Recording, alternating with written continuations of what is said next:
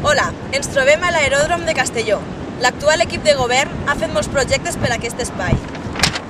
Waterfront i Ciutat de les Llengües són projectes que han costat molts diners a l'erari públic, però que el temps ha demostrat que no són més que mentides per als ciutadans. El més greu és que fa 6 anys l'anterior alcalde abandonava el càrrec a afirmar que encetava una empresa molt més important i ho feia amb sou, xòfer i secretària.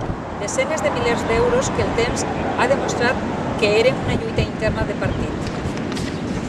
Quan a sobre les administracions deuen tants diners a xicotetes empreses, aquest malbaratament de recursos en clientelismes i favors són encara més sagnants.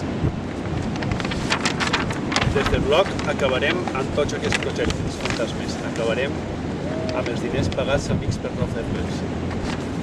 Des del bloc proposem polítiques reals, fer servir els diners públics en allò que fa falta i no en il·lusions i falses promeses. Decideix futur. Vota bloc!